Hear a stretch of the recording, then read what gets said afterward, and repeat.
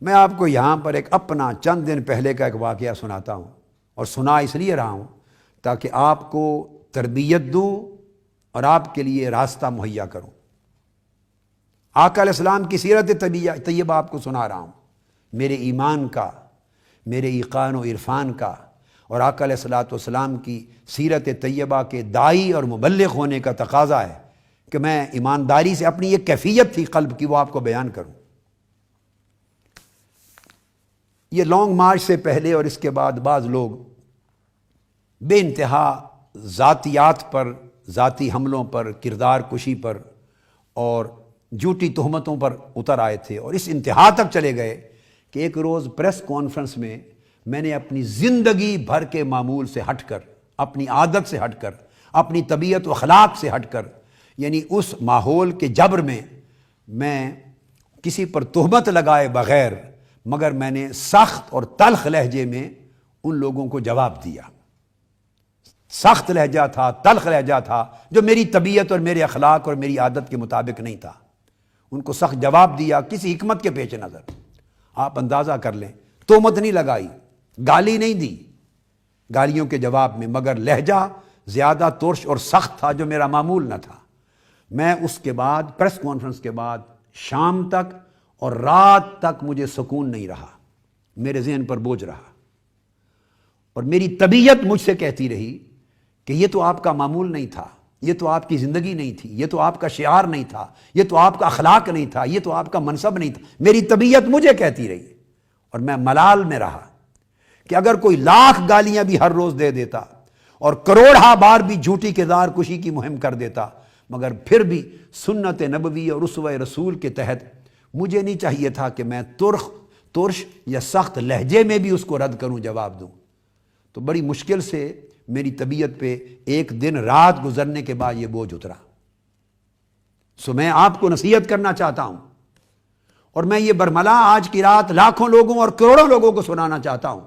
میری تو ایک دن کی ایک ترش اور تلخ بات کے انداز کا اتنا بوجھ ہوا میری طبیعت پر۔ میں کہنا چاہتا ہوں کہ میری کوئی جتنی بھی کردار کشی کر دے اور گالیاں دے دے گا، میں نے اولاً بھی ان کو معاف کیا اور بعداً آخراً بھی معاف کیا۔ اور آپ کو، میرے بیٹوں، تحریک منہاج القرآن کے فرزندوں اور اس مشن کو آگے لے کے بڑھنے والوں، یہ جو کام آپ کر رہے ہیں یہ خارزار وادی ہے، کانٹے ہیں۔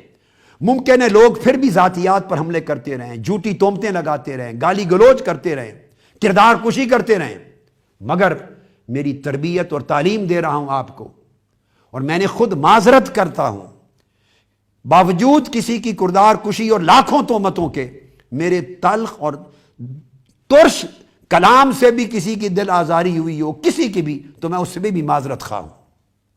میرے آقا کا اسوہ ہے، میں اس سے ہٹنا نہیں چاہتا عمر بھر۔ میں نے عمر بھر اس کی تعلیم دی ہے، اقوام کو، نسلوں کو اس کی تربیت کی ہے۔ خود بھی اور آپ کو حکم دیتا ہوں کہ کوئی جتنی گالی دے، آپ گالی کا جواب کبھی گالی سے نہ دیں۔ آقا کا درس یہ نہیں ہے۔ آپ کو اپنے اخلاق سے نیچے نہیں اترنا، کردار کشی کے جواب میں کسی کی ذاتی کردار کشی نہ کریں، حکم دے رہا ہوں۔